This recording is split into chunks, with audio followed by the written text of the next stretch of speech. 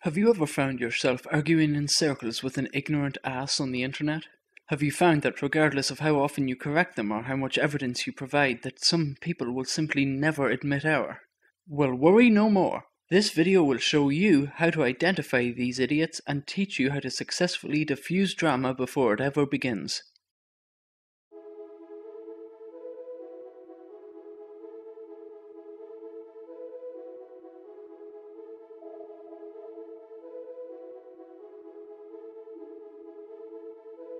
First, acknowledge the possibility that you may in fact be the idiot. The assumption of being correct is the primary pitfall of idiocy, so always be prepared for the possibility that your position may not be the correct one.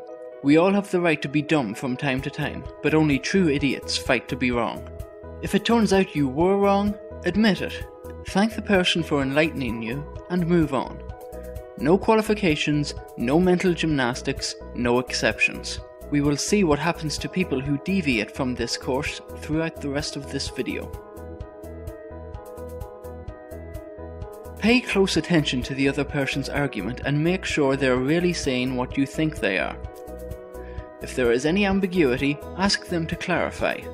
Remember, assumptions are not your friend. If you are correcting erroneous statements of fact, be sure, when appropriate, to include a source when giving them the actual facts. If you are contradicting the logic of their argument, take apart their premises and highlight which specific part is in error. The best way to do this is to replace the subject of their logic with a different but equatable substitute, and see if the argument's logic still holds. Do not simply name a logical fallacy and act as if you've provided a rebuttal.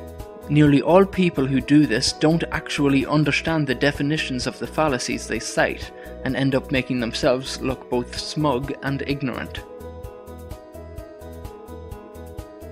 Replies tend to be grouped as follows. Positive. They accept their error and the conversation moves on. This is very rare, but if it happens, congratulations! You've actually found a reasonable person on the internet. Enjoy it while you can, because there's undoubtedly half a dozen dumbasses waiting around the next corner. They prove you are in error. Yes, this is also a positive, but only if you let it be. Negative. They attempt to change the subject and/or bombard you with several facts that have no relation to the issue you've raised or even to each other. They imply that you simply just don't get it. They call you names, sheep is incredibly popular, or tell you to wake up. In response, point out that they have not addressed your point, restate it as clearly and unambiguously as possible.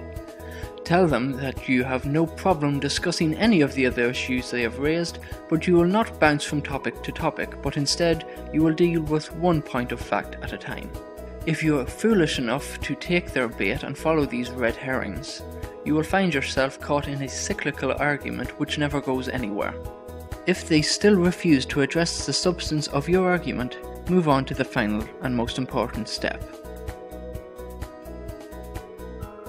Walk away. State that you were willing to discuss any topic they liked as long as it was clear they would do so honestly. Explain that someone who is incapable of admitting error even when proven to be wrong is equally incapable of engaging in any potential debate on an intellectually honest basis. Finish by explaining that you have better things to do with your time than continue an exchange with such a person and that the conversation is now over. Finally, stay gone. No matter how much they insult you, what names they call you, what they imply about your intelligence, or how big a hissy fit they throw in the comments section, do not gratify their need for attention. This is not in my name, and may your day be one of discovery. When the level of conspiracy becomes so embarrassing for the church that they actually have to pay the paedophile to keep quiet about their actions. Whose pocket did that money come out of?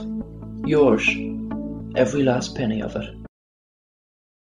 My students at Yale, as students in colleges across the country, have no concept of what the Bible is or what's in it. Are you equally worried that they are not particularly familiar with the mythologies of the Norse, Egyptian, Celtic or Greek gods?